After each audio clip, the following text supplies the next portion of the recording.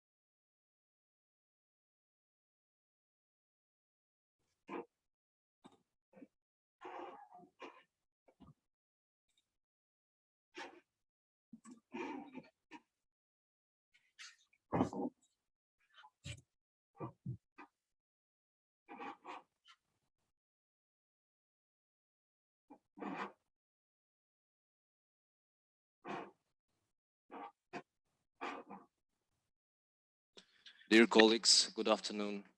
Can you hear me? Yes. Yes, I can hear. Yes, we Yes. can. Okay, just waiting for a while, for 10 minutes, and then continue our session.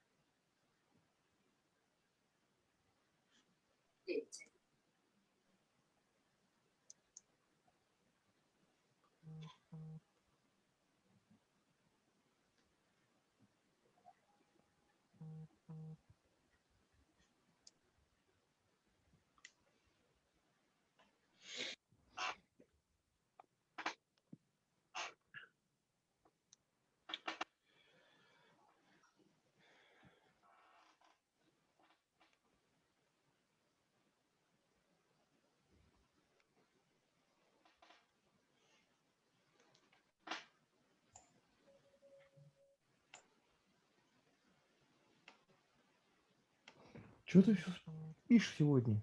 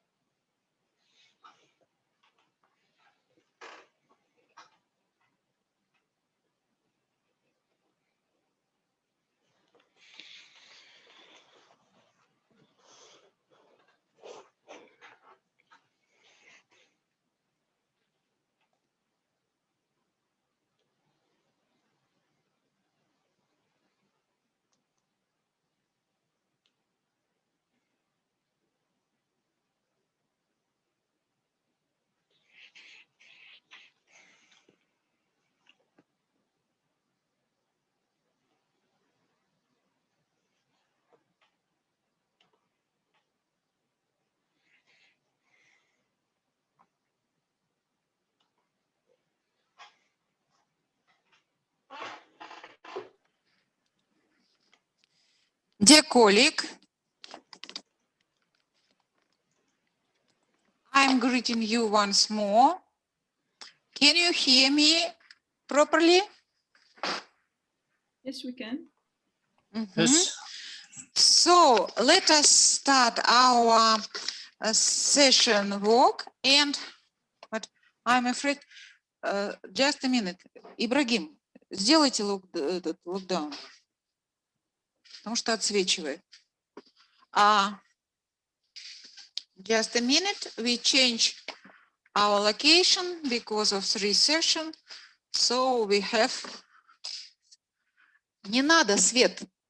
Сделайте, пожалуйста, закройте шторы.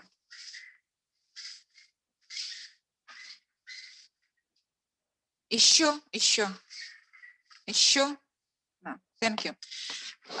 Thank you very much. Just a few misunderstanding. And we start the work of our session from with the report of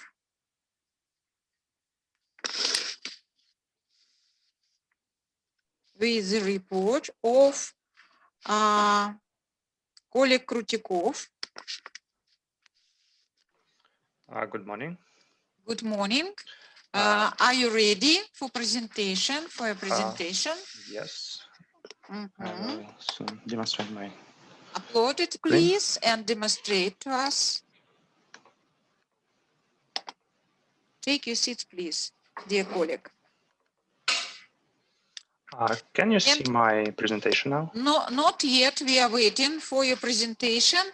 And dear colleague, wait for a while.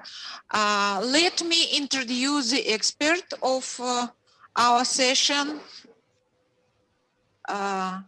Professor Glebova. Nice to meet you. And Professor Barabanov. Nice to meet you too. So, are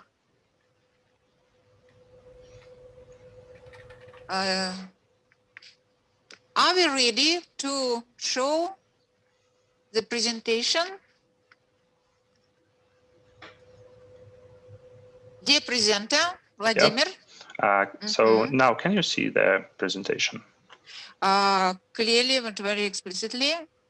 Yep, okay. One second, please.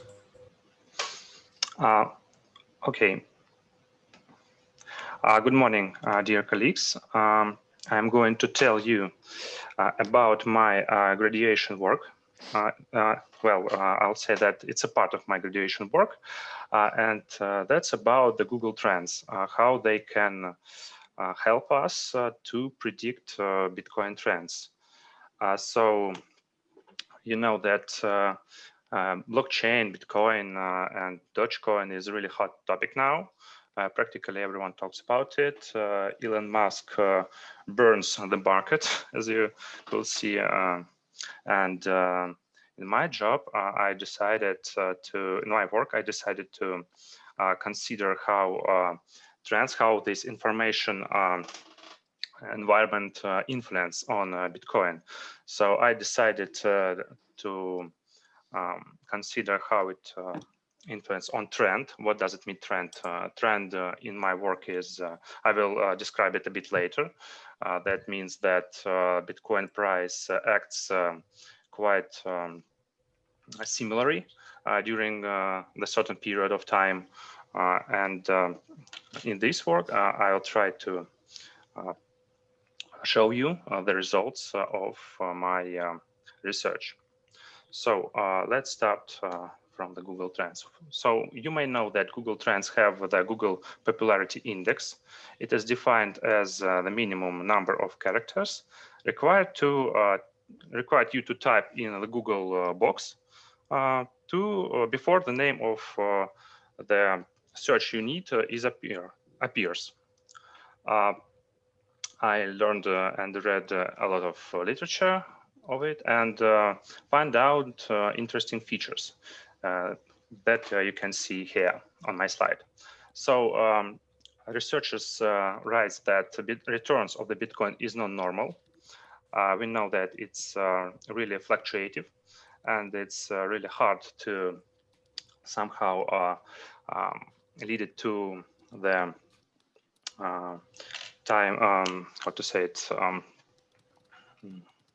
So the Bitcoin is not stationarity of this price of the Bitcoin is not meet the requirement to analyze it through the ARIMA, for example. So the returns of the Bitcoin is not normal, distributed. Google Popularity Index actually can improve accuracy of the predictions if you somehow try to predict the price of the Bitcoin or the trend and so on. You can actually use Bitcoin trends to meet your requirements to improve the accuracy of your predictions. Another interesting feature is that supply is relatively fixed in the long term. Then demand should be the largest single contributor to Bitcoin prices. And the more interesting thing about it that when in case when the demand, or at least the interest from the demand side, can be observed from the research, search interest in the biggest search engine of internet, Google. What does it mean? It means that when the demand is quite high for the Bitcoin, so when we see in the news that the price goes up, a lot of people tries to search the information in the internet and somehow buy and get a profit from it.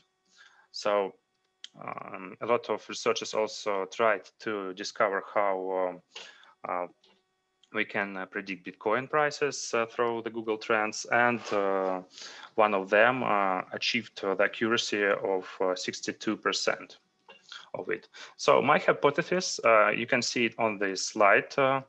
If you look more precisely on this picture, you will see that the price of the Bitcoin, well, I would say that the Google search on Bitcoin topic goes quite earlier down, for instance, and here in 2018 goes down earlier than the price of the Bitcoin. So it means that Bitcoin price lags the Bitcoin researchers. So we can predict the Bitcoin price through these DPI. Also in my work, I used several Google searches. It's Bitcoin, just Bitcoin, then buy Bitcoin, sell Bitcoin, blockchain, and Bitcoin wallet. You can see here that in every situation, practically, the Google search can help us to predict the future movements of the Bitcoin price. And I decided to check if this can help me to improve my accuracy in my future researches according to the topic I told. Well, what about my trading strategy I used? I used the following strategy. It's quite simple. You know that in the market we have a CMA. It's a centralized moving average. Why did I use this thing? Because you know that on the real market, usually moving averages lags, and we can't actually understand how to act in the market at the particular time. So I decided to mix it with Bollinger Bands. And when you see CMA under the lower Bollinger Band, it means that the trend is downward. When it's into the corridor, it's flat. And when it's upper than the upper Bollinger Band, it's upward trend. So that's about the trend I told about. That's how that will be the Y, if you know, in my model. I implemented two strategies. First one was just about these Google searches, and the second one is full model in my graduation work. So here you can see the results of the machine learning task. It was a classification task to classify the trend. 0 was a downward, as you could see, 1 was flat, and 2 was upward trend. And here, the best result was demonstrated by the random forest model. And the accuracy of the model is only 45%. It's quite low. To the right, you can see the random forest feature importance. So we can say that the best feature was the Bitcoin. It helped us to make this prediction.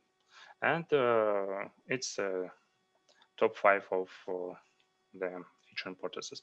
So lower, you can see how I implemented Google Trends popularity index into my big model. Here, I took several data types. First one was the market one, where I took gold price, Bitcoin price, and a VIX index. Then alternative data, it's about the Google Trend, and fundamental data, it's about blockchain, it's about transactions per block, Bitcoin wallet, and so on and so forth. So you can see them on the to the right and the bottom. So in my model, I achieved the accuracy of 70%, and as you can see, unfortunately, the impact of the Google trend wasn't quite significant. Bitcoin only on the top 10, maybe something like that. So you can see that another factors played a key role instead of Google Trends. To conclude, I would say that I created a data set, you could see, and implemented into two models, only with the Google Trends Popularity Index and in my complex model in my graduation work. So to conclude, I would say that Google Trends predict trends quite bad by themselves. It works good only when the market is rocketed. And adding Google Popularity Index into more complex models also helps, but a little, only a little. Thank you for your attention. If you have any questions, you're welcome. I'm ready to answer. Thank you, Vladimir, for interesting presentation. Leave it as it is, because our guest, our participant, can answer your question according to your slide. So, dear colleague, I remind you that we have 10 minutes for discussion of each presentation. So, who has question? Ask, please.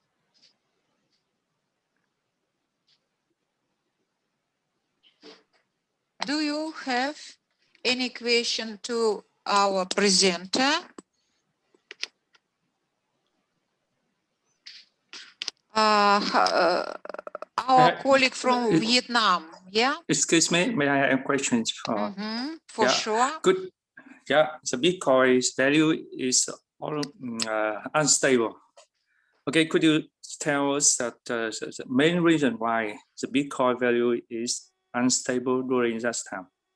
Thank you. Thank you very much for your question. If I understood, asked about why Bitcoin is volatile, right?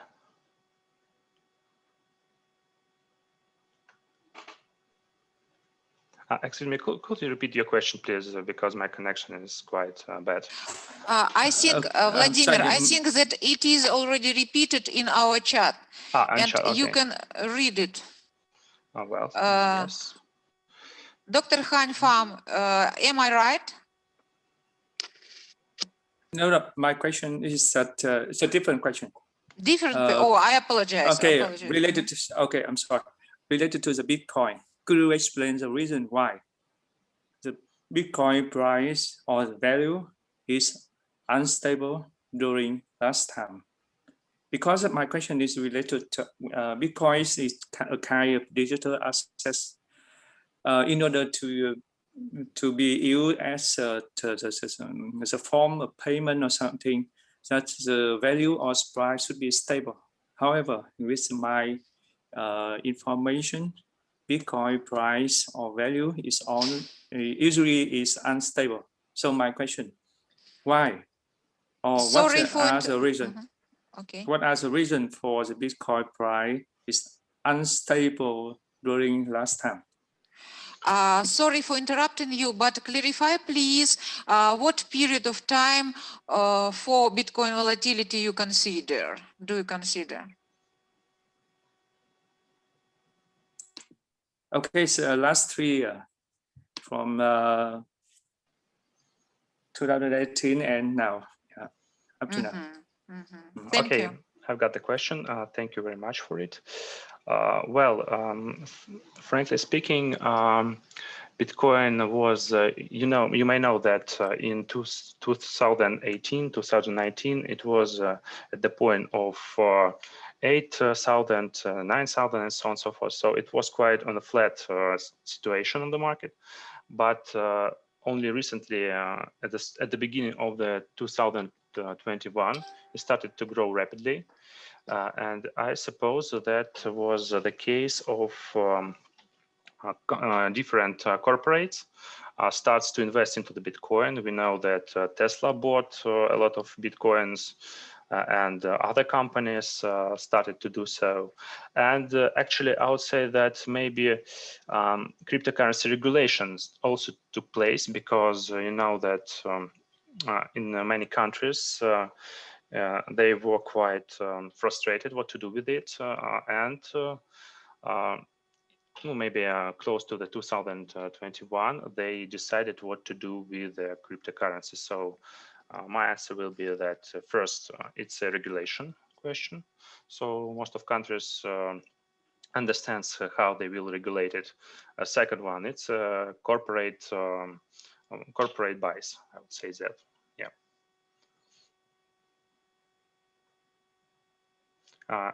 Maybe another question. Thank you for your answer.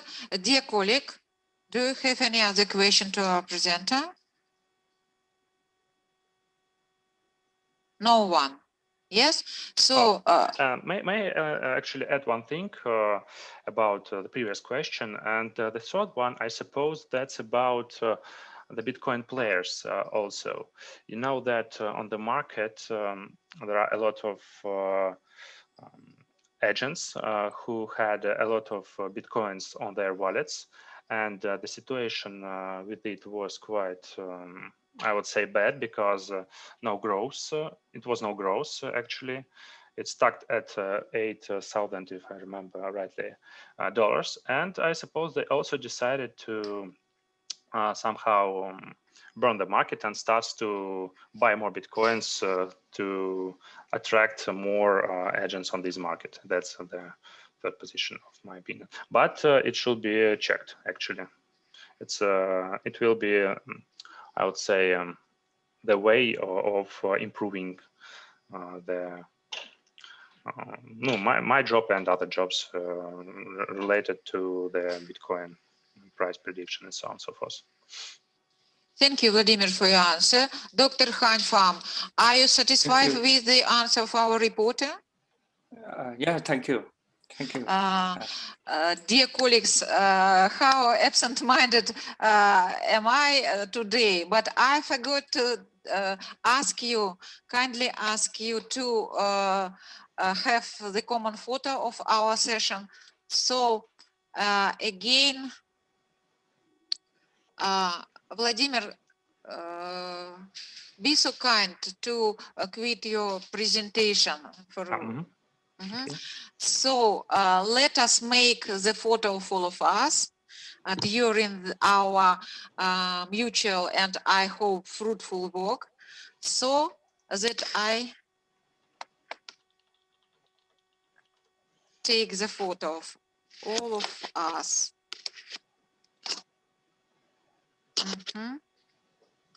Yegor Brylev, can you turn on your video?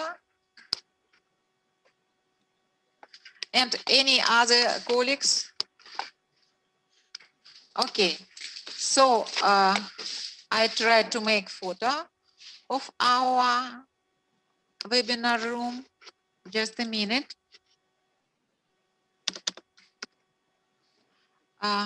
Just a minute. Smile, ladies and gentlemen, smile.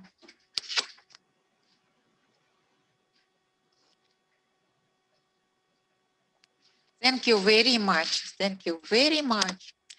And we continue our work. And let me see. Who is next? Next is our representative of Saxion University, Krista Bakel. Sorry for my mispronunciation of your maybe name and surname. I apologize in advance. No. It's excellent. Please introduce yourself. Just a few words about you before starting your presentation. Okay, thank you. Mrs. Lukashenko. My name is Krista Barkel. You pronounce this very well. I'm a PhD candidate at Saxion University of Applied Sciences. I'm a researcher there and an interim manager. I'm also a consultant in the field of blockchain and business. My presentation is on blockchain ecosystems. I'm not an expert in crypto assets, but I'm more or less an expert in ecosystems. My PhD research is in the field of, my primary focus is on tourism management, but I tried also to give some examples from the banking industry and the financial industry. So let me, or allow me to tell you something about my PhD research. For that, I will share my screen. Let's see.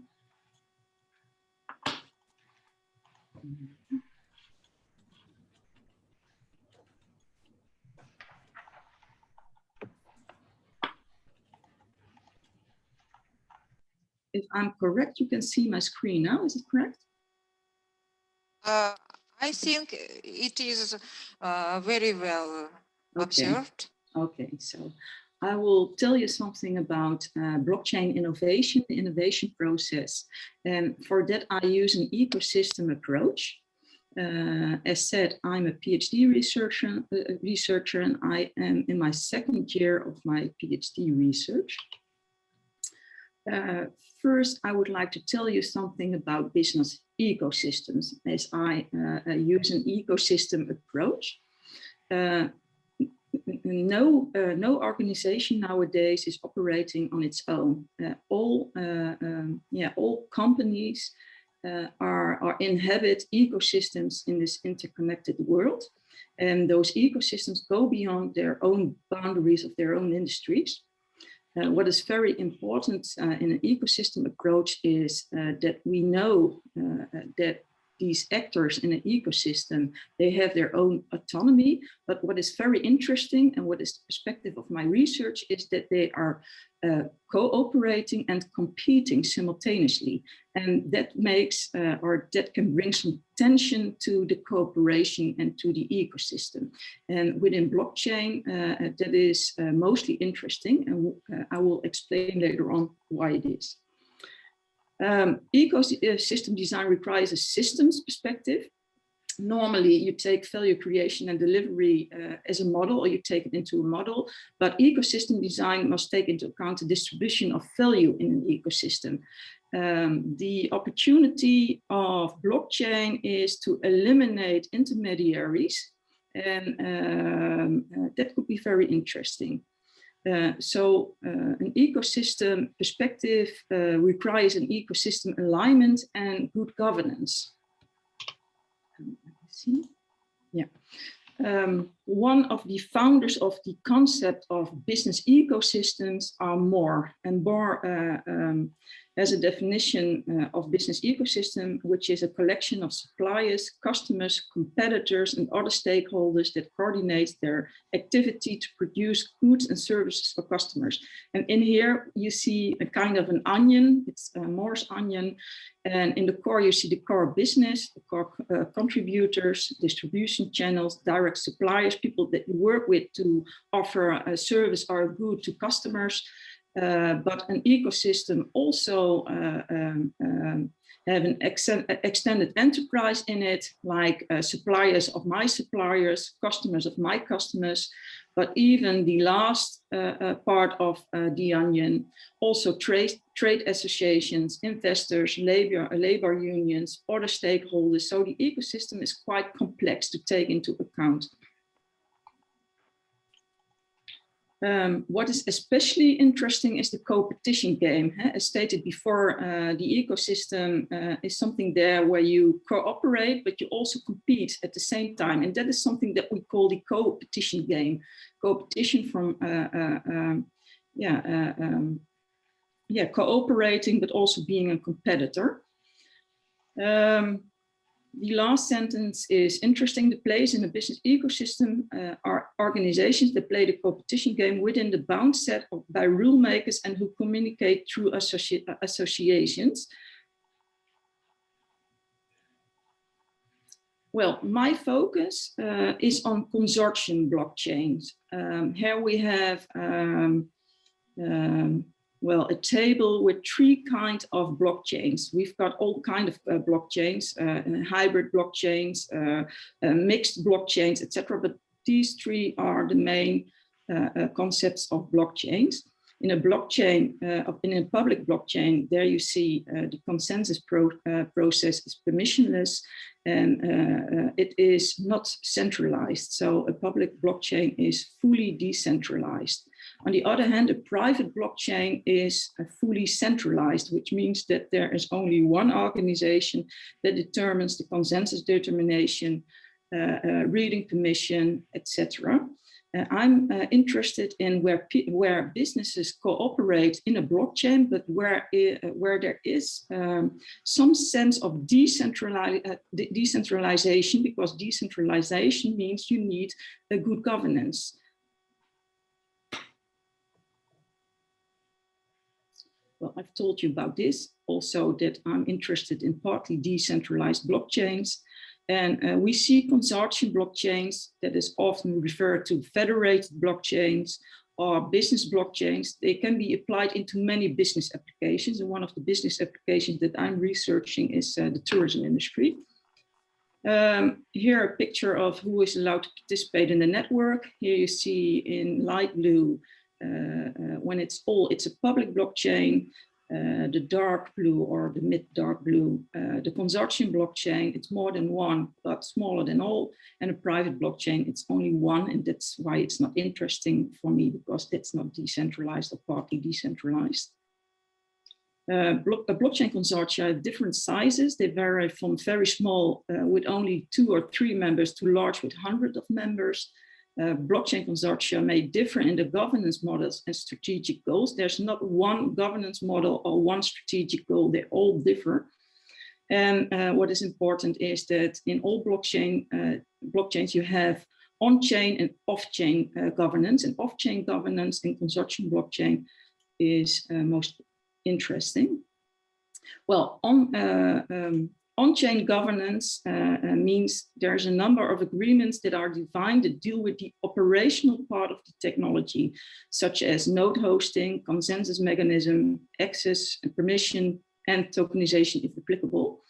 The choice of protocol forms the base of these on-chain agreements. So the choice of protocol means that a lot of these online agreements are fixed. Off-chain governance, in a blockchain consortium, the off-chain agreements include the ground rules of the business part. And how are we going to cooperate, and how are we going to compete, and how make we sure that we can all survive and thrive in that ecosystem.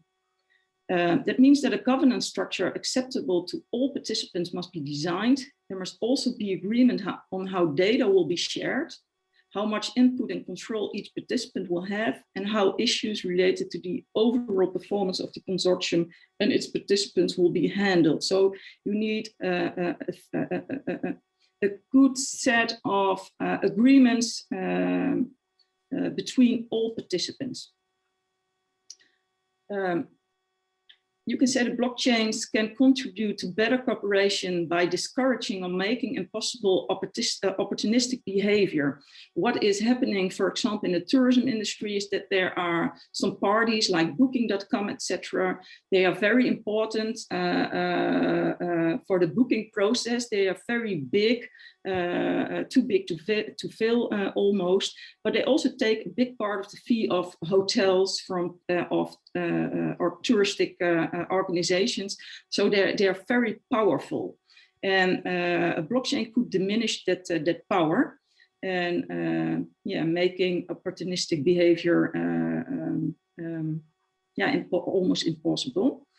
Blockchain can also contribute to better coordination by facilitating communication and information sharing. That's something that we all know, and that blockchain can facilitate that kind of stuff.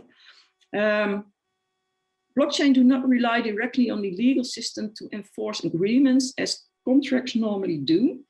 And blockchains do not require trust or direct connections between collaborators. That is something that is that is stated often in researches and white papers, etc.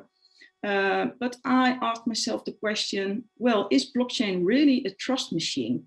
Because trust is inherent in blockchain technology. It's baked into the technology. But however, actors will need to gain confidence in the technology itself. They have to trust blockchain as a technology, and in consortium blockchains, they have to trust each other, especially when there is some kind of decentralization. So in order to develop a consortium in a blockchain ecosystem, you need trust. You can't say blockchain is a trust machine, because the steps before implementing the technology asks for a lot of trust. Well, blockchain in finance and banking, I told you something about the tourism industry, where there are a lot of intermediaries and a lot of powerful intermediaries. Blockchain technology removes the middleman in asset right transfers. It lowers asset exchange fees. It's giving access to wider global markets and reducing the instability of the traditional security markets. And research has shown that moving securities on blockchain could save 17 to 24 billion per year in global trading processing costs. So by cutting out middlemen and making processes easier, it's much more cost efficient. That could be a real trigger to eliminate those middlemen. I've searched for some trade finance blockchain consortia. One of the most well-known blockchain consortia is Diem, Libra, that isn't fully operating or isn't operating at all at this moment, with a lot of problem within itself. Is very interesting to research, because it's you need an ecosystem perspective to understand why Libra or Diem isn't operating right now.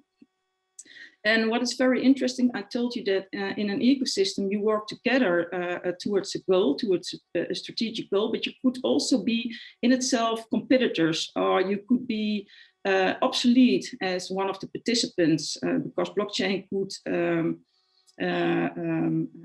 take over your role in the ecosystem, could take over your value creation.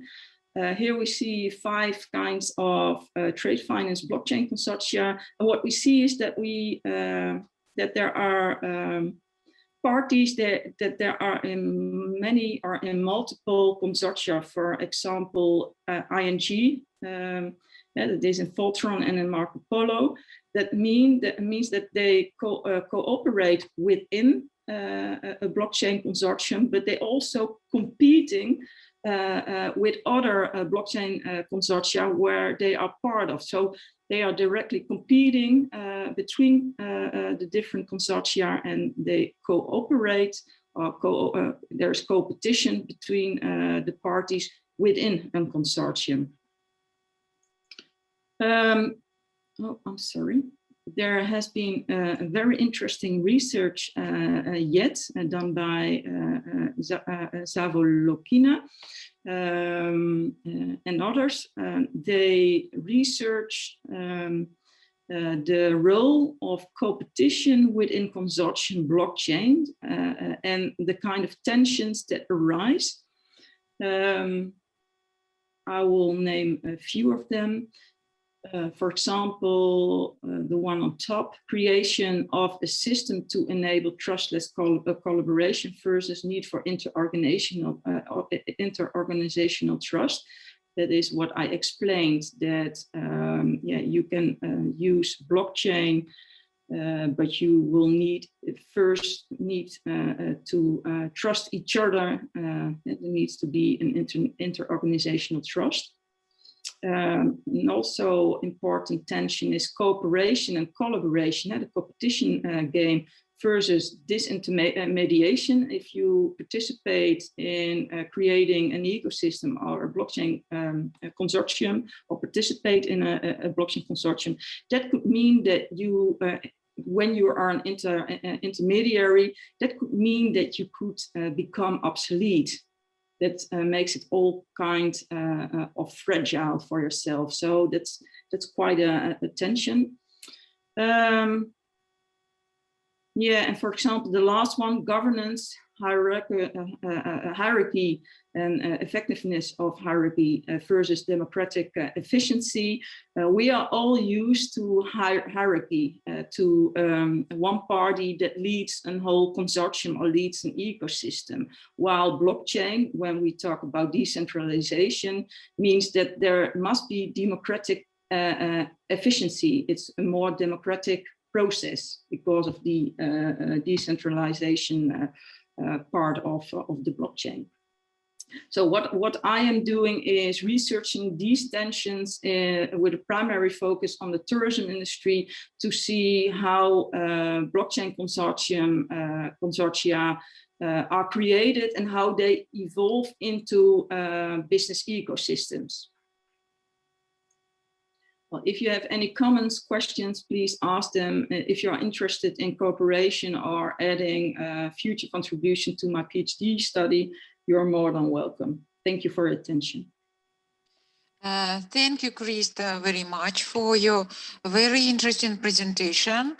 Leave your presentation just a bit for maybe our colleagues would like to ask question about particular slide of your presentation. So, dear colleagues, do you have any question to our presenter?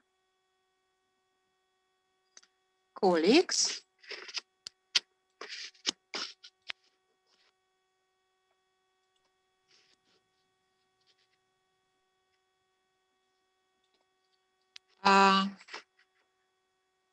Just a minute. Yeah.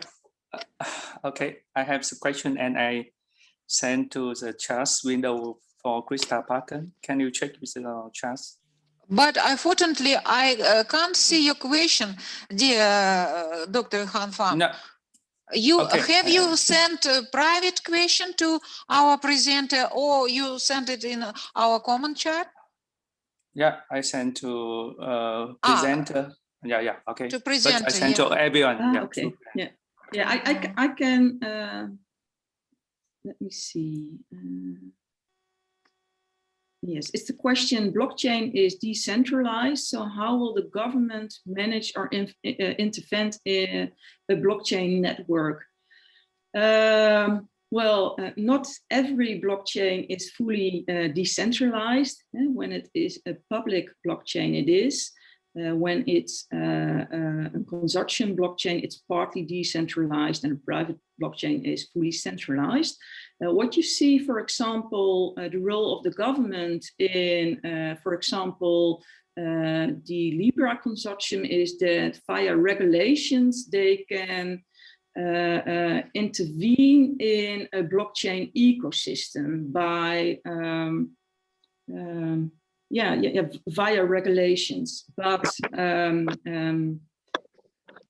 in case of public blockchain, I'm not sure because I'm not an expert in public blockchain, but maybe my colleague Arthur Janssen knows more about it. But at this moment, my perception is the only chance to intervene in a blockchain network is via regulations, but it's very hard to do. Arthur, do you have any add-ons? No, not so much. I agree with your conclusion. If you look at the public, public means by almost by definition that it's fully decentral and there is no central. So therefore, no central means to how do you say this? Intervene. No. Right. And private means that also almost by definition that there is a party in the middle. There's still an intermediate, though you are making use of some of its decentral properties, but not fully.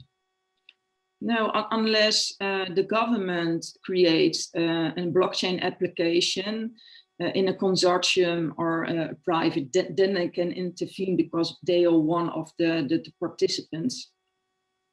But in a public blockchain, that would be very hard.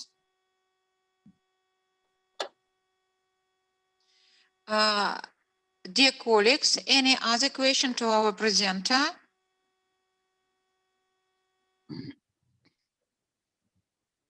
No? Yes. Ursula Tomben already got the answer of Krista.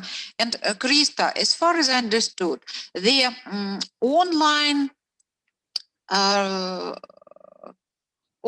regulation is active, and online control is active, and at the same time, offline regulation is only passive.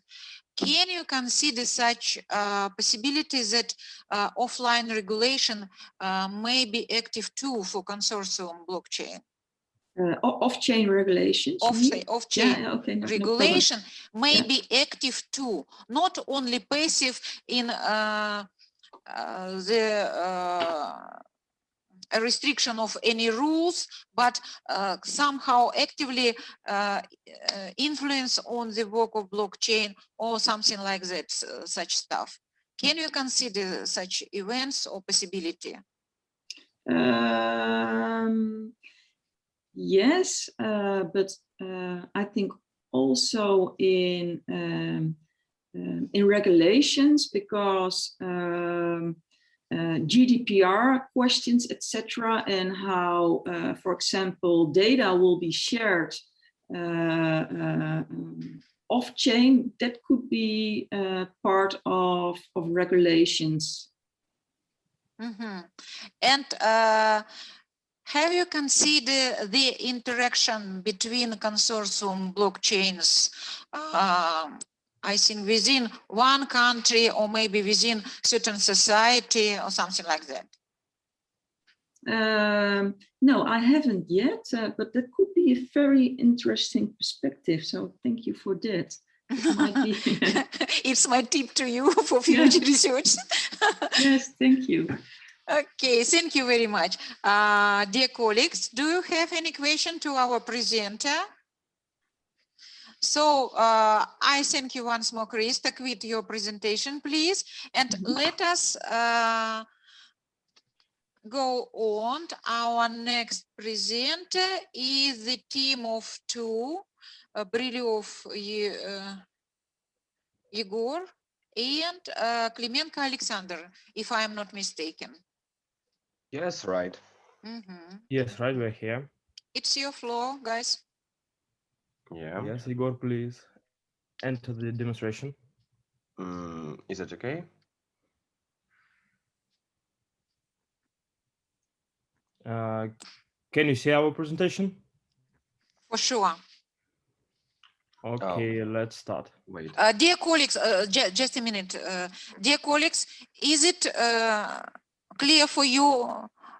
Should we enlarge the screen or something like that? It's clear. It's okay. Yeah. Mm-hmm. It's okay. Continue, guys, please. Okay. Okay. Hello, dear colleagues. Our main theme of our report is the impact of digital national currencies on cryptocurrency and what are the future prospects for CRISPR assets. Central bank digital currencies will be further developed in the near future. Most likely, this will primarily be related to China, which is rapidly developing its digital yuan pilot projects, according to Jörg Willer, Citi's head of strategy for emerging markets.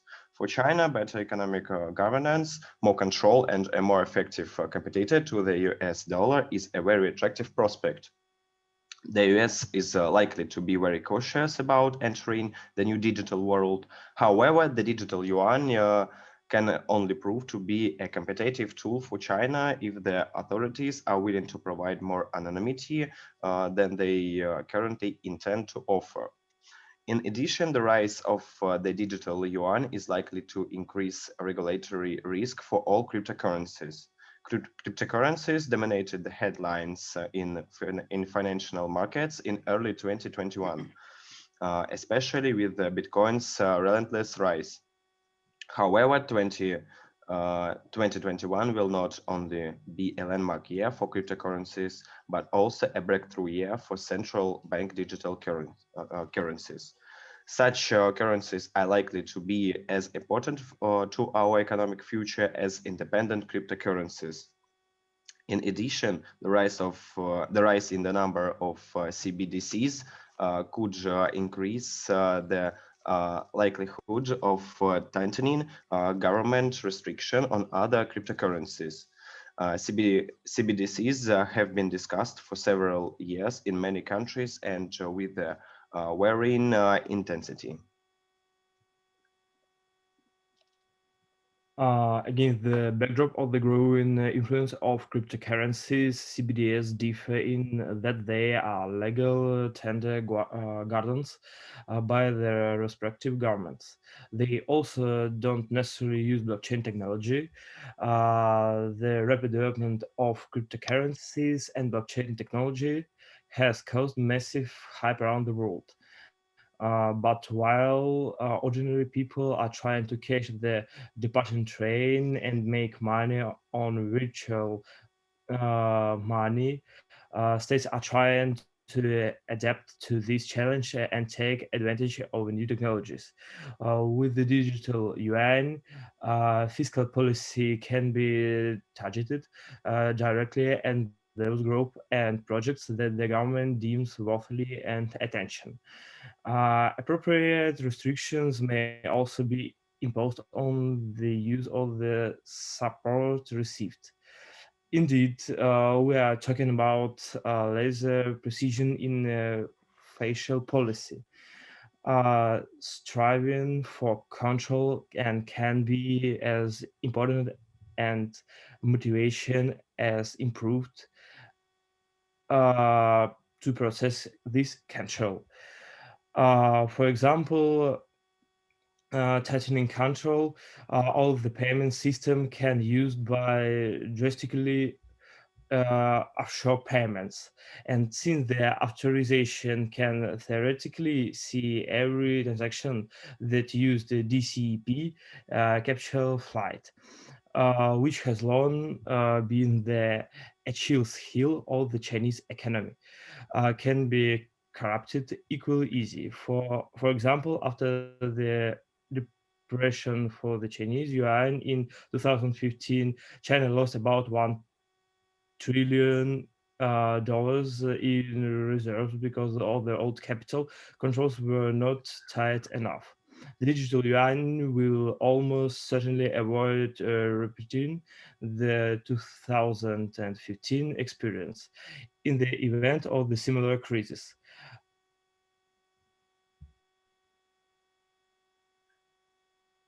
Next one. Other unwanted money flows related to crime or corruption.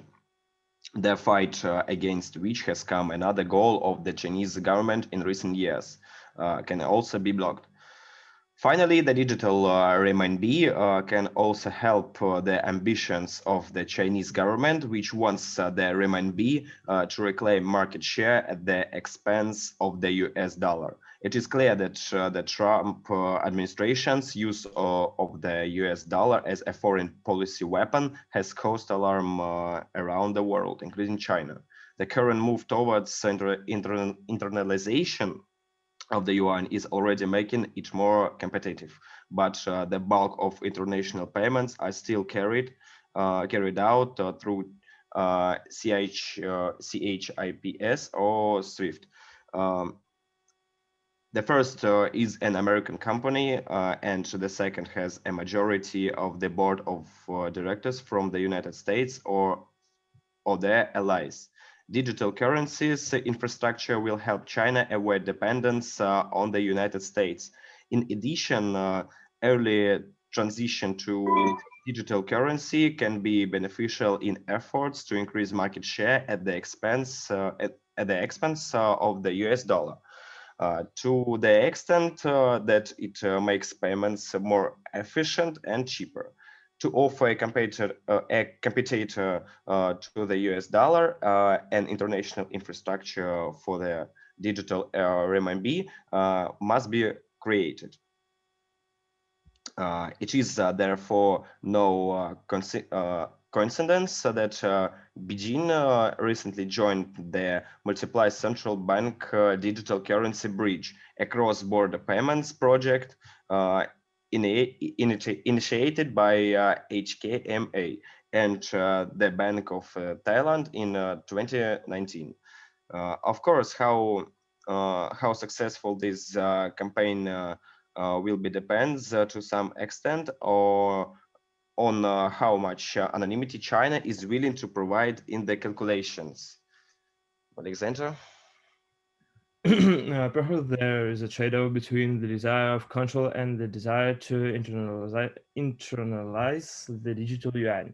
Without a certain level of anonymity, the digital yuan is unlikely to help the quest for the internalization of the Chinese currency. Another reason that determines the creation of the DCEP is that it will allow the authorities to set negative interest rates. This is unlikely to be the main motivation for China at this stage. After all, Beijing has used the interest rate instrument rather sparingly and does not run the risk of the research the zero border anytime soon. However, Chinese police market are looking for the future and wish a rapidly aging society. Continued interest rates reducing in the coming decades seem likely. Thus, China may decide that negative interest rates will eventually become useful for managing the economy, and richer countries tend to benefit less and lose more from the rapid adoption of CBDC, while the Biden administration may be more open to Fatcoin than the Trump administration. We don't expect that the US will be a pioneer here. The benefit of increased access to financial services are overall improvements in the efficiency of payment system are likely to be lower in many rich countries. And the risk of undermining the banking system with a poorly designed CBDC may also be higher in these countries. Therefore, large scales deployment in the US or Europe seems unlikely, with the exception of Sweden and South Korea, which already have retail CBDC projects. But some countries, such as Russia, seem more likely to follow in China's footsteps, and discussions about this already relatively far advanced. Of course, as it became clear from China's motives for creating a CBDC discussed above, cryptocurrencies are inherently diametrically opposed to what Chinese politicians have in mind. The fact that cryptocurrencies guarantee anonymity likely means that they will undermine any gains in the fight against capital flight or corruption that the digital yuan might otherwise have achieved. It will also be much more difficult to implement negative interest rates when cryptocurrencies offer a zero interest rate alternative. In addition, the tighter the control over CBDC and the more likely negative interest rates will appear. The faster the population will switch to other cryptocurrencies. Of course, the authorities are well aware of this. And this may explain the hostility of Chinese politicians towards cryptocurrencies. China has already outlawed crypto exchanges. Also, cryptocurrency mining is still allowed at this stage. But the closer we get to the widespread launch of the digital yuan, the more likely it is that the government will take more serious action on other cryptocurrencies. Also, 2021 kicked off with a big rally in cryptocurrencies. CBDCs are likely to grow in value and have a chance to become an important source of risk for non-government cryptocurrencies. The Americans were the first to abolish the required reserves, reducing them to 0.1%. But Russia and China retain a high proportion of reserves. But when with the high reserve levels, digital currency will limit the scale of banking. If the state supports credit institutions with liquidity, then the risk of introducing digital currency is reduced. On the other hand, pioneer countries in the adoption of the digital currency will have an advantage as the money will begin to be used all over the world. It's dangerous to wait for foreigners to introduce a digital currency. However, issues it last will get an economy where citizens and companies will cryptocurrencies of other countries, and the domestic one may not be accepted. The dollarization of the economy in some countries show how this risk can be realized. In any case, states will have to introduce a digital currency in order not to hinder the development of the technologies.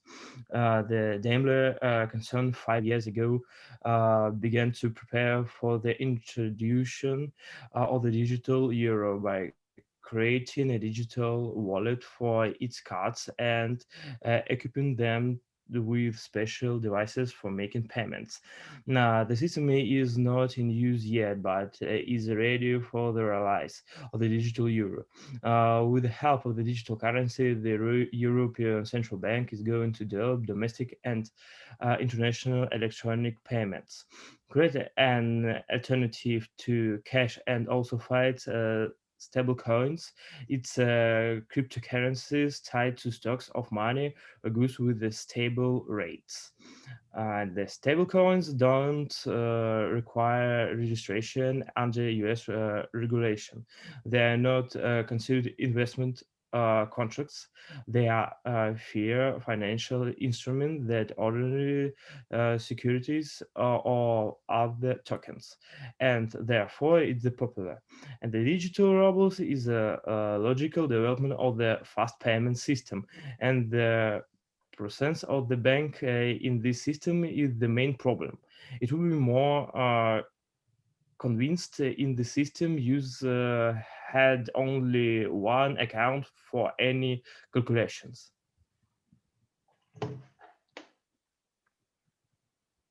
Overdrafts are also not needed since their role in the fast payment system is much lower because there will be many small transactions.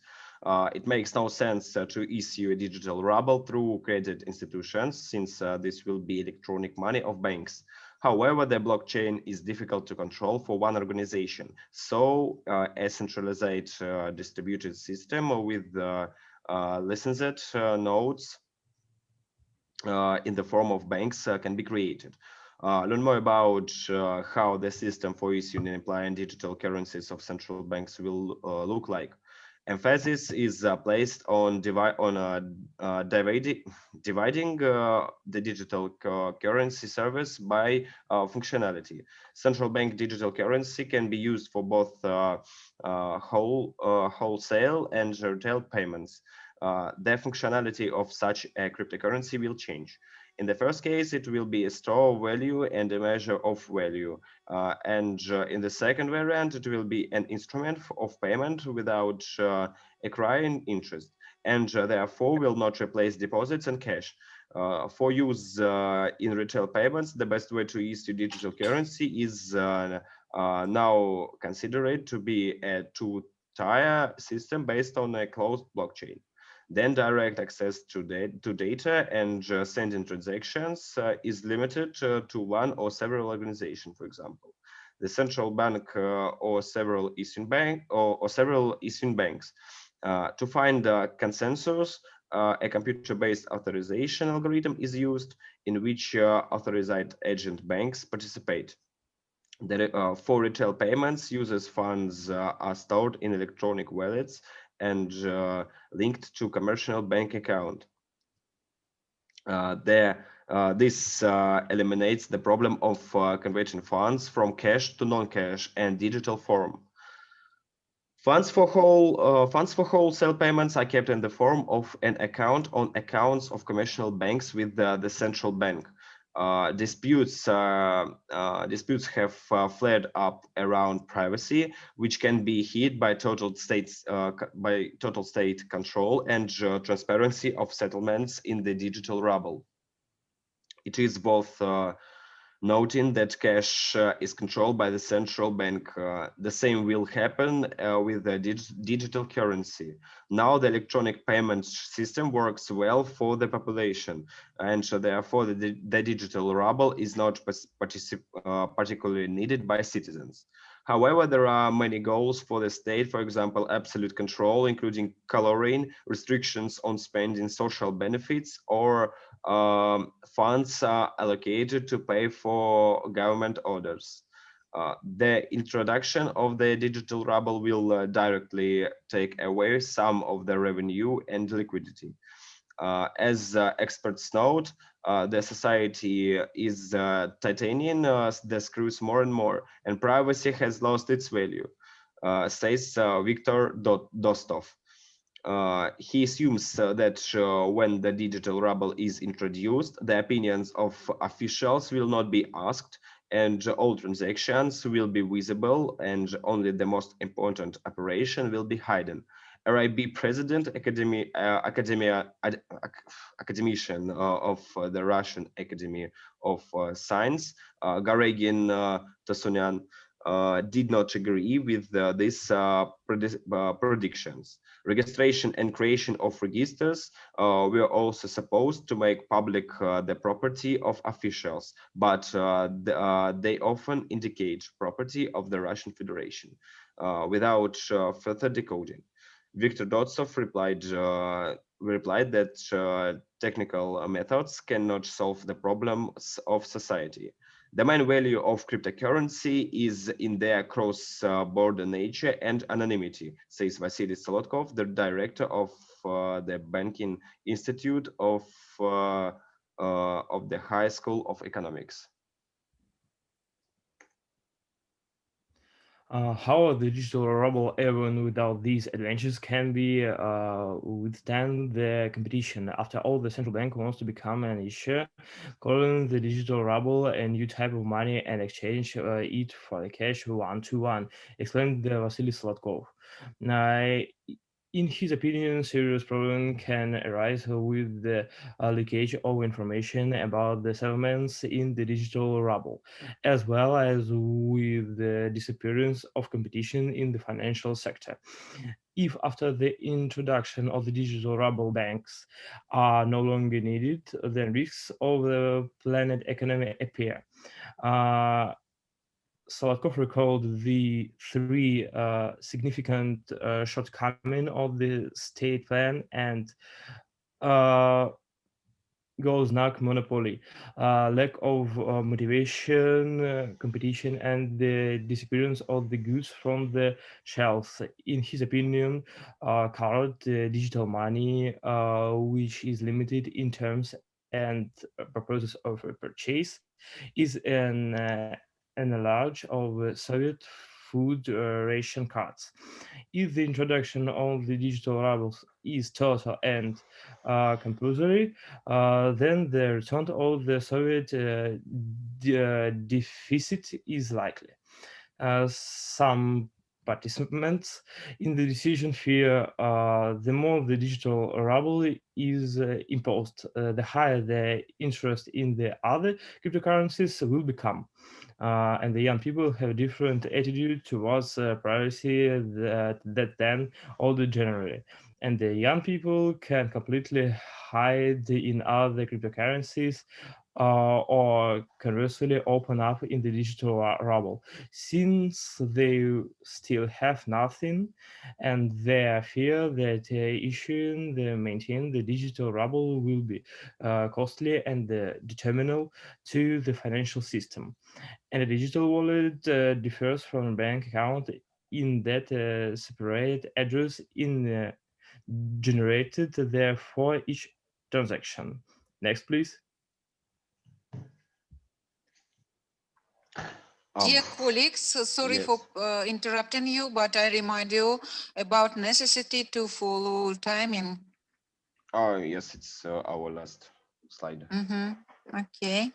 Wherever the digital ruble is used, it will still compete with the conventional currency. In our opinion, the question of how people will keep their money after introduction of digital currency is unsolvable. China has conducted experiments to find out the attitude of citizens towards digital currency as a means of payment and temporary savings with zero interest. It turned out that people trust the central bank. This means that the central banks of many other countries will face the issue of competition with commercial credit institutions, regardless of the form in which the digital currency will be introduced. In Russia, electronic payments are well developed, so the introduction of the digital ruble will not significantly increase consumption, but will complicate the conduct of transactions for commercial banks due to funding problems. As you can see, the general view of macroeconomists on the consequence of the introduction of the digital ruble is the difficulty of economic growth. Despite the risk that accompany the digital ruble, its release is unavoidable. It is unlikely that the issue with the digital ruble can be deployed, given the speed of China in this area. While there is no digital ruble, Russians are using other cryptocurrencies with the might and main, and the digitalization of personality is in full swing. Digital currency is not intended for people, but is necessary to create working conditions for the for new participants in the financial system, smart robots.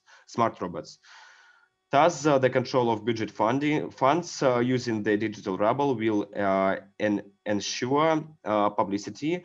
This is a great advantage. The Soviet reality frightened by the unsuccessful experiments of coloring budget money, which led to a deficit. But now the fight against it is not so important. Colleague, 1 minute left. Yes. Yes, this is it. Such conditions will be provided by a legislative ban on any exchange rates and commissions when exchanging for a digital ruble. Its transparency should be limited and the privacy of settlement participants should be preserved. That's all we would like to tell. Thank you for your attention. Thank you for your attention. Yes. And Okay. now ready to answer your question. Thank you for your presentation. Dear colleagues, do you have question to our presenters? Okay, Krista, please. Yes, I've posted in the chat. I was wondering what the level of trust of the Russian users or the future Russian users of the digital ruble is. Is there enough trust in online payments and in the digital ruble particularly? Yes, sure, I can answer your question. And nowadays, the most of teenagers try to play on the stock markets in the cryptocurrencies. They are already understand that it is our future. And you know about the company names called Cubitech. Mm-hmm. Yes, and this company is like you have a percent from the stock market, like 21% per month you've got for your invest, and you can call the friends, you can call other people. With the help of them you can have some much more percent for it. It's general on the cryptocurrencies, on the Bitcoin and the another coins. So for a question, I'll tell you that the trust of intended in Russian is very high. and Okay. in the future will be more higher than now. Okay, thank you for your answer. Yes. Mhm. And a question from me. I use my role as moderator. So, dear colleagues, I understood about weakening of banking opinion, illegal money transfer, the attitude to this of China. But can you clarify, please, your statement about somehow DCEP can help to Chinese authority to avoid negative interest rates? Or maybe I misunderstood your position. Just very briefly. Mhm. It is from very beginning of your presentation. Yeah, we talking about this, and so how we told you that the 2015 the financial system of the China have a difficulty, and the CBS will help with it, because nowadays much people from China try to make the farms and farming the cryptocurrencies. First of all, actually they have more money, they have their economy, and we'll have all these general. In general, they would like to enter the crypto yuan and try to use this. You mean that using all this stuff help to get to make more effective investments? Yeah, Is it sure. so? Firstly, it is investments, because the China started to invest in many countries, like in the US, in some big company, because they have the bigger percent. And yes, actually, it helps to change, to have some changes in the Chinese economy in the future. Okay, thank you for your answer. Dear colleague, do you have any other question to our presenters? No one? Okay, thank you once more for your interesting presentation. And our next reporter Thank you for your is- attention. Thank you very much. Thank you, Our Daishin, next bye. reporter is a representative of Saxion University, Mert, and sorry for my bad pronunciation, seniors, if I am right. But I apologize. Yeah, that's fine. Mark Shanius, that's okay. Shanius, Mark Shanius, okay. Yeah. This is your turn. Open your presentation, please. Upload it. Now, can you see my presentation? Yes. What about our other participant? Is it quite visible? Fan Than, do you have question to our presenter or? No, I'm sorry. Let's upload to my computer. Sorry. Do you have any comments? No, absolutely no. Sorry. Okay, so shall we go on? Sure. Dear colleagues, start please. Yeah, now can you hear my voice? Certainly. Perfect, yeah. Hello everyone, good morning. Then I am Mert. This is my graduation work, then from Saxion University of Applied Sciences. But this work is based on enterprise blockchain, which includes blockchain adoption challenges in the commercial banking industry, which is not very related to crypto assets. That I hope that you are going to enjoy this presentation and get some knowledge, more or less. And yeah, my research objective is This study was designed to identify the challenges of implementation of blockchain technology in the banking industry. And ultimately, it provides useful insights for banks managers seeking to adopt blockchain on findings, like based on findings. Blockchain experts and managers in the banking industry could perceive the importance of blockchain technology related to those identified challenges, especially also useful solutions for adopting this technology properly into the banking industry. Yeah, I would like to say something about my research methodology. A case study design was used and qualitative research has been carried out, and semi-structured depth interviews with experts in both blockchain and commercial banking industry has been conducted. And literature review was conducted to identify the most important factors influencing the adoption of blockchain applications. And the identified factors were contextualized to a practice of commercial banking in the depth interviews. So these interviewees are selected both technological and business perspective is considered. So there were 7 interviewers who had deep knowledge on blockchain and banking, commercial banking industry as well. But 2 of them were mostly related to commercial blockchain experts, commercial banking sector experts. Rest of them were blockchain technology experts. Then I would like to say you that identify challenges from the literature review first.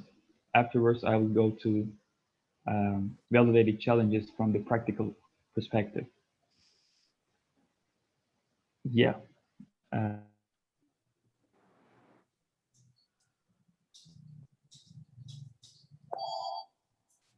Techniques, as everybody knows in here, I guess. When blockchain network is implemented to any banking institution, it must be secured with multiple security protocols.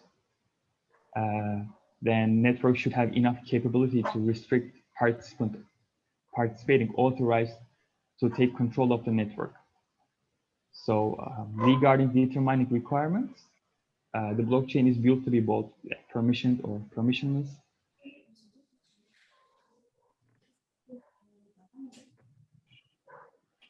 To save the overall network from weak insiders and the cyber hackers.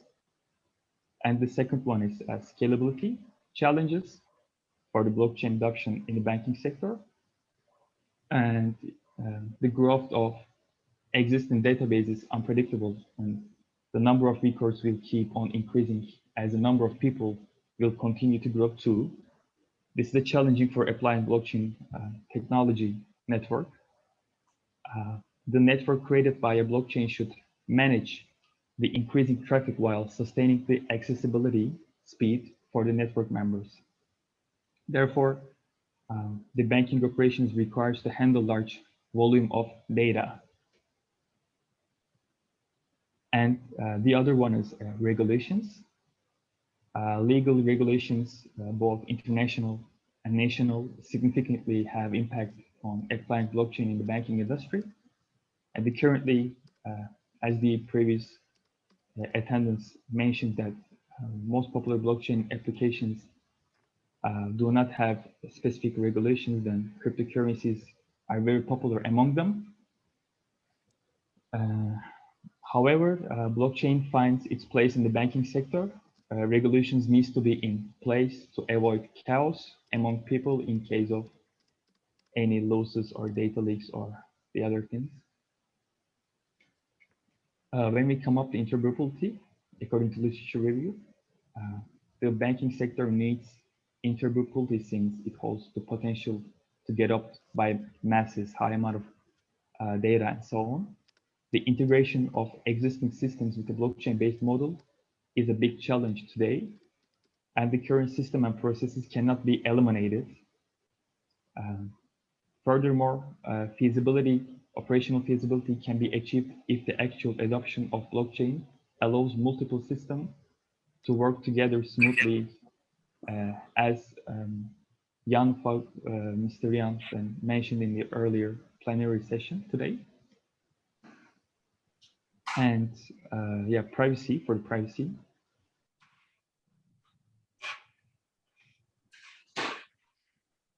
Banks, including Amazon and so on. For blockchain to take these institutes, it is necessary to guarantee the data saved on blockchain technology is kept securely. Sorry, dear colleague, somehow your presentation disappeared.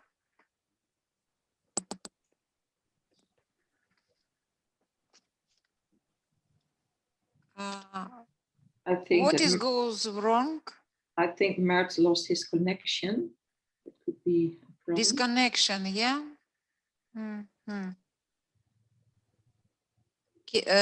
What should we do? Should we wait for a while for repairing the net, or?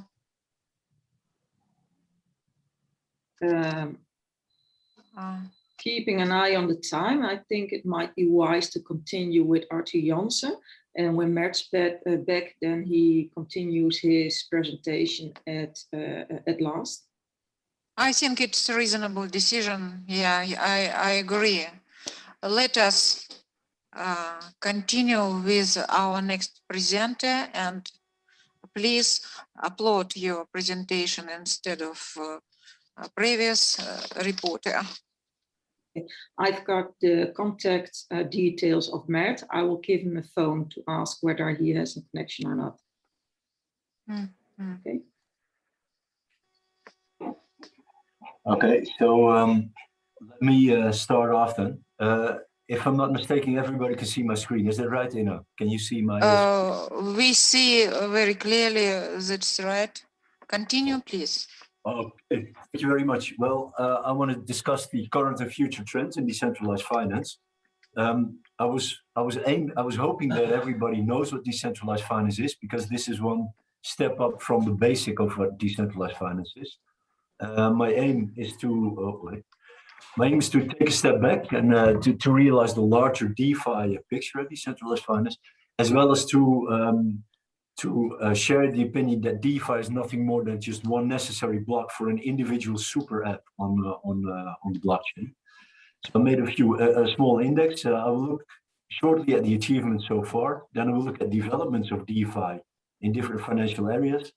And then at the end, I'll conclude with some challenges and opportunities which are still here. About me, I've been a finance business partner for the majority of my professional life.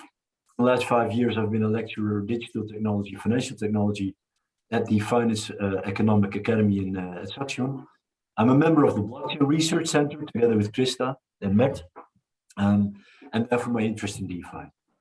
Okay, that's enough. So if we look at the achievements, there's been a lot of talk about Bitcoin and what fiat currency is. So at least we took that away as from decentralized finance. You could see Bitcoin as the first iteration of decentralized finance. People now at least understand what fiat is, what currencies are. They understand what minting or creating a coin is.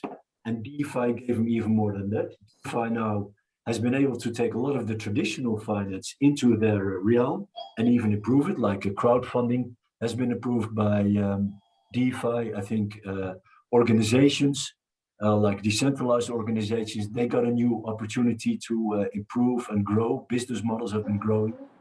But also they came with new ideas in DeFi, like a flash loan, like liquidity pools, like a non-fungible tokens. So that is a big achievement. And now what we are seeing is that slowly but surely some of these achievements from blockchain are trickling back into centralized finance. Already the guys before me, they spoke about the central bank digital currencies. That's a typical example. More on DeFi, one of the other achievements is that there's a steep growth now in the value that people are investing in on the public decentralized blockchain. So especially this year, 2021, it was huge growth. Well, huge in terms of percentages, not so much in terms of all over growth. It's still only $90 billion It's not very much, but if you look at the trend, we might end this year with a severe amount. 90 million, not much, but at least it's invested in, people are investing their money in DeFi protocols. And I think that's a very positive sign. So the trend is there. It has been battle tested as well. Now let me look at the developments in different financial areas. I'm taking this from the angle of tokenomics. Why? Because I see DeFi as just one small block as a first use case of tokenomics. The topology that I'll use is straightforward. One is what if you take a token that has been used for the benefit of the application? That's this column. What if you take a token that you can trade as an asset? And what if you combine it in a matrix with fungible and non-fungible tokens? Let me look at it now from the angle of token as asset, fungible token. What are we seeing here in DeFi? Well, first of all, CBDCs, right? The central bank digital currencies, they are happening big time, actually. You see like 56 to 65 banks are really actively engaged in experimenting with these with this coin. Also because they have the threat of Bitcoin, they have the threat of stable coins like Diem, but also because of COVID-19, I think, with all this digital payment increase, e-commerce increase, it was happening the last 1.5 years all over the place. You can see colorful cards here showing that there is mass adoption. We already heard about China experimenting, actually piloting, Sweden piloting, and we saw in April that Central Bank of France came with a 100 million euro bond on Ethereum. So that was also quite exciting. Basically mean, you need this CBDC to pull this off. So exciting stuff happening. With that, if you have a CBDC, then you also you really lower the barrier for people to start using digital currencies and therefore to adopt DeFi. And on the other hand, of course, it also allows people centralized finance institutions to start using the innovations that we saw in DeFi. So, and therefore you will get laws that allow for the use of digital currency. So I think this is a major step, and it's a necessary step if we want to see DeFi adopted globally. On the stablecoins are still very small relative to the total market capitalization of cryptos. Also here, stablecoins are like 90 billion, which is peanuts compared to the potential there. If you again look at CBDCs, what is happening in stablecoin country? Well, in the past, a lot of experimentations were going on with fiat collateralized and asset backed. But these days, in 2021, see that there is the realization that we need a fractional reserve system for stablecoins. Because with stablecoins, if you have a stable coin, you can actually start loaning and borrowing. And with a fluctuating stablecoin, that will be very hard. And without a stable coin, there is a big liquidity risk in the system. So we need that stable coin. Dear colleague, keep silence. Turn off your microphone, please. Okay, thank you, Ida. So Frax Finance, for example, they are working on an under-collateralized fractional reserve system. I think this is very exciting. The whole balance between stablecoins, CBDCs, and cryptocurrencies is going to play out in the coming years, and this will have massive implications for blockchain, the use of blockchain, and particularly for DeFi. Then another, I think, explosion that happened, particularly this year, was the non-fungible token innovation explosion. People are saying, is this then the blockchain's killer app? I don't know. Sorry for interrupting you. Dear colleague, I would like to tell to our Vietnamese participant, unfortunately, I can't find his surname. Turn off your microphone, please. Yeah. We can't listen to our presenter properly. Sorry for interrupting you. Continue, please. Thanks, Hannah. No, it's okay. Sure. So why non-fungible tokens? As I mentioned, DeFi is only a small block of the whole potential of blockchain, and non-fungible tokens offer a very nice use case for what DeFi can offer to tokenization and tokenomics, and therefore to the blockchain model. So now we're here in this part, right? Token as an asset, but a non-fungible one. What we see is if you combine DeFi and NFT, you come to very nice use cases. For example, you can fractionalize NFTs. So you can own a very small part, like a 0.001% of a Picasso, say of Guernica, or you can own, you can build up a whole portfolio of mortgages of houses in your village, right?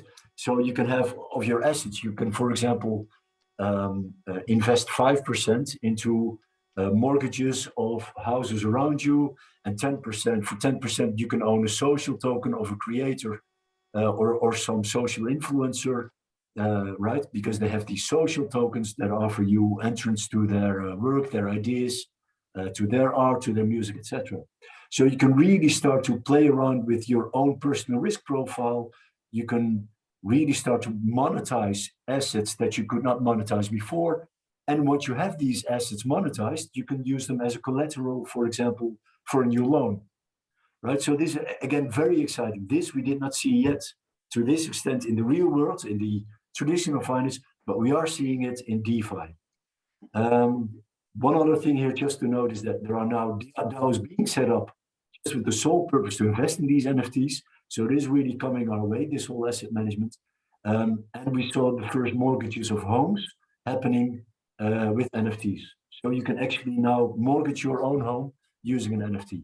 Exciting times, folks. It's fantastic.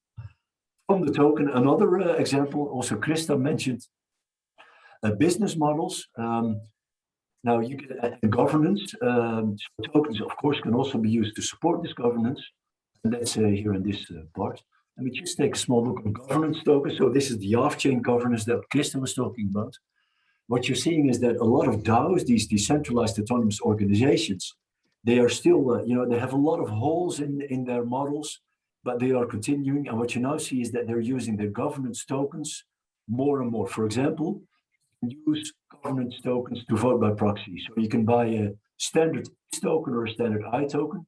With the X token, you can participate in the governance and then always have a conservative vote, always exercise conservative vote. If you have a by the I token, you would always support every initiative. That's happening here in Aave. So can you imagine that, for example, you vote on your municipality and that you give a 3-year vote to the Green Party, only on the green issues, and that you give a 2-year vote on economic issues to another party, right? This is what's actually happening now in a blockchain country. This is a governance vote, and we can also mirror that in real life. On the other hand, you can buy different governance tokens that you can again use as collateral. You can yield farm them, you can stake them, but you can still exercise your votes in using governance aggregators. I think that's a very exciting thing happening on the DeFi issue. And you see now DAOs handing over their reserves, and they can be quite massive reserves, handing them over to communities. So for example, MakerDAO, they gave like $500 million to their community 1 or 2 weeks ago. And if you look at here, for example, Uniswap has like 7 billion. It was like around 7 billion in reserves that you can still give back to the community, right? SushiSwap has like 800 million. It also gives you an opportunity to weigh the economic value of these protocols. Okay, enough. Here, exciting thing happening on DAOs is that you see protocol to protocol working together, not just using money Legos, but they start to work together like the Yearn ecosystem. It's exciting because they have a huge amount of money now from SushiSwap, and they can start to asset manage it, even build options around it, futures. You have bank-to-bank protocols, they can insure it. It's happening all over the place. Another thing in the DAOs is that if you take it broader, you can also build community tokens like NFTs or synthetic assets. Banker is doing that in Kenya. They are supporting a whole community there. They don't have banks, but with an internet connection, at least they have this token with which they can trade and even can have their own bank or loan money amongst each other. As to decentralized exchanges, automated market makers, they are a bit like these stars. of a DeFi together with lending. What's happening here? Not too much. You can see that there is a deeper dive into their product. So they're trying to solve impermanent loss. You can have limit orders these days. You can have any two assets in liquidity pools, etc. Also, they're branching out. So these centralized exchanges are branching out to NFTs. They're starting to do loaning, borrowing. You can have cross-chain trading, for example, on Thorchain, Cosmos SDK, etc. Flash loans are being taken over from Aave by Balancer. So they're branching out. So again, exciting times. They're building larger banks and not just money lenders.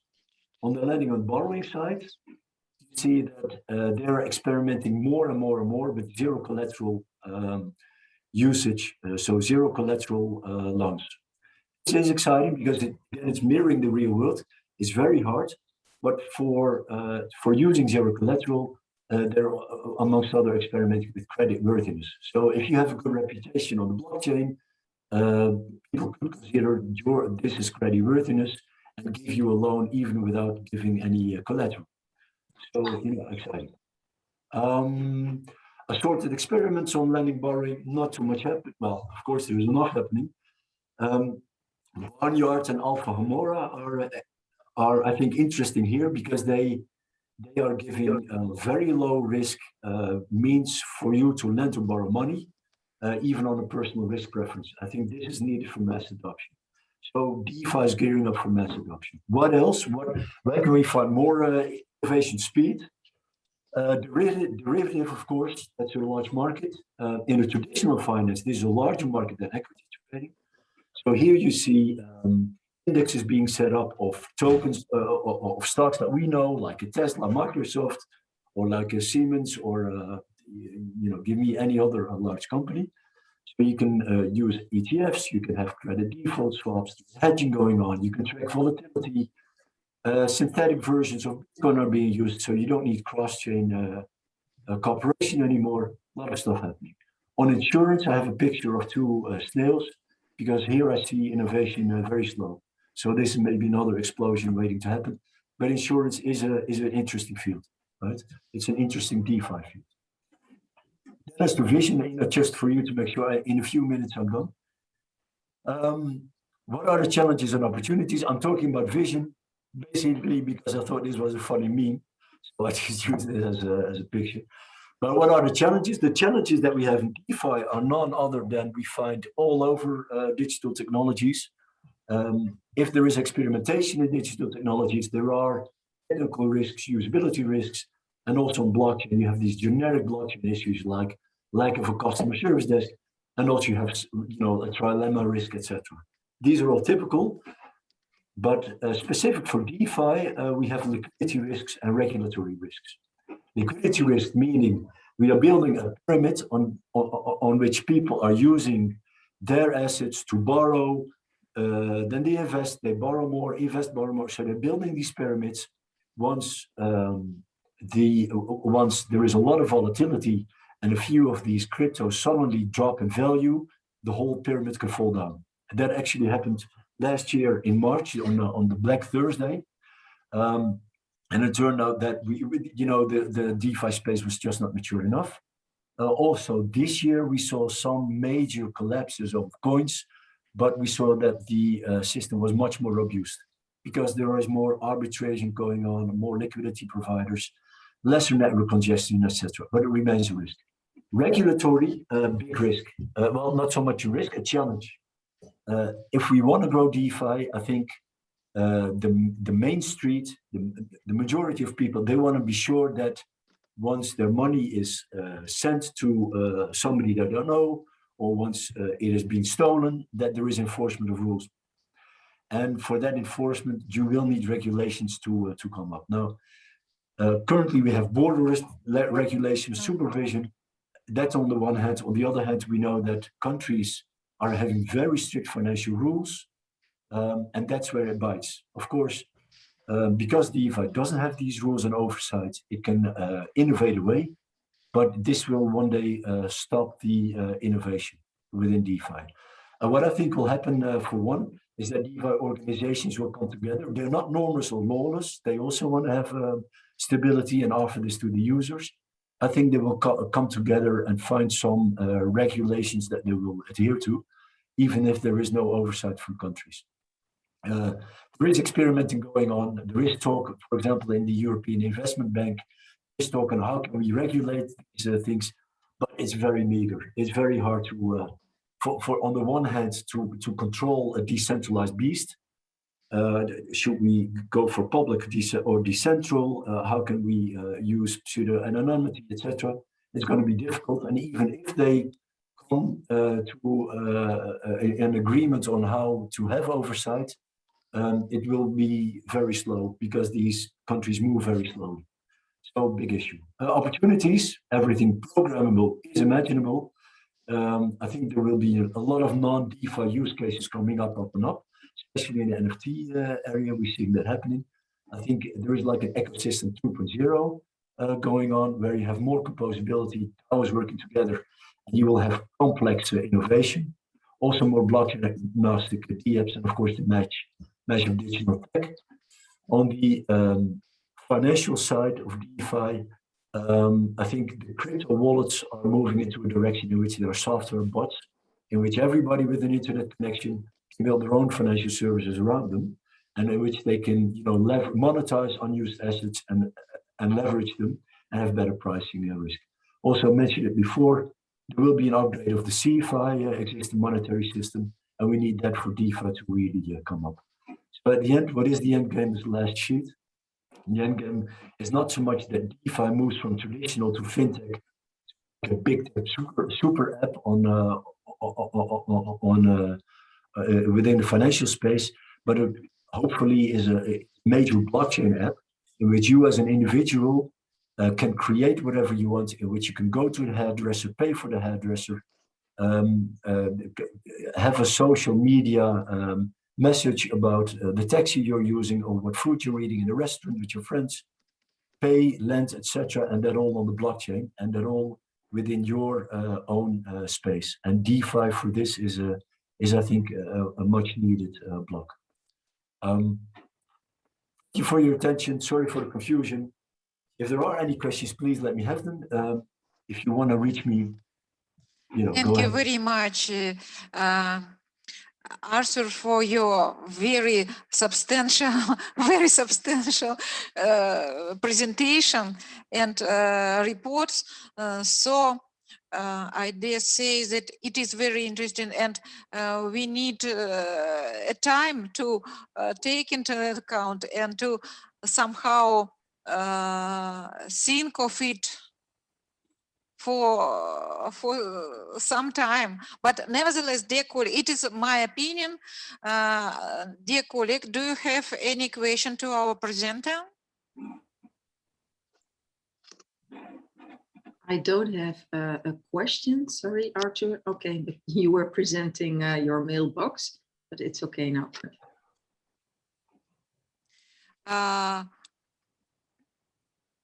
Colleagues, Mert, unfortunately, we have only 2 minutes of our time, and I would like only.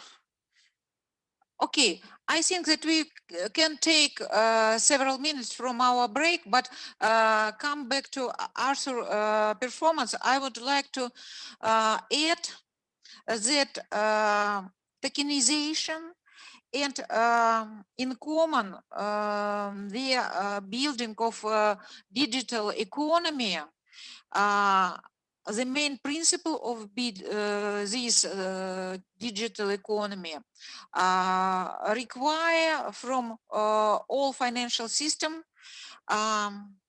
forming this ecosystem that Krista Barkel already mentioned, forming ecosystem of state platform on the base of universal standards and new digital entities. It is my opinion, but maybe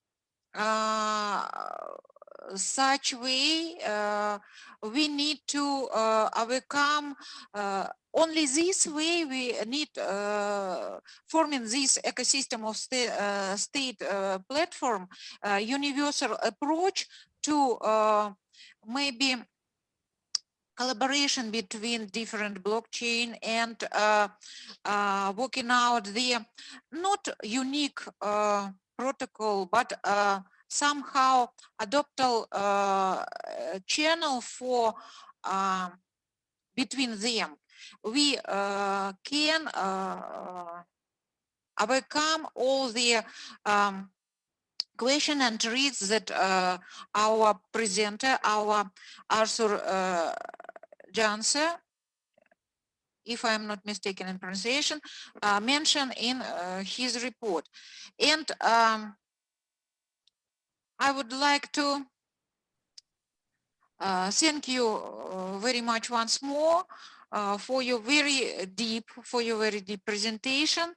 And it is like conclusion for all of for all our today observation of blockchain and DeFi economy in common.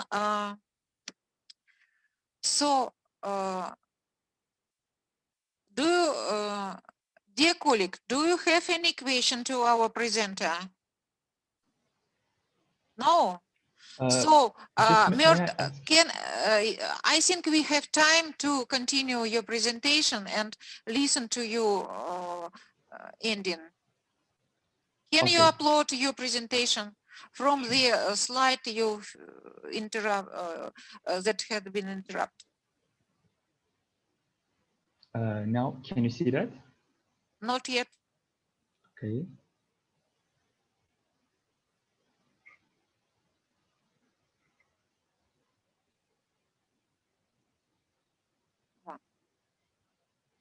Okay, but we are very restricted in time, so only about 5 minutes in your disposal. Sure. So can you see that now? Yes, for sure. Okay. Sorry for being disconnected. And right now I would like to, I was in my conclusion, like outcomes of the research. And for the first one is I would like to say something about the validated challenges and possible solutions for adoption. First one is interoperability, is the key organizational adoption challenge for the banks, and banking technology implementation to banks concerned entities, including banks, governments, users, and for now, insurance companies as well. Therefore, all parties should be involved for decision-making processes.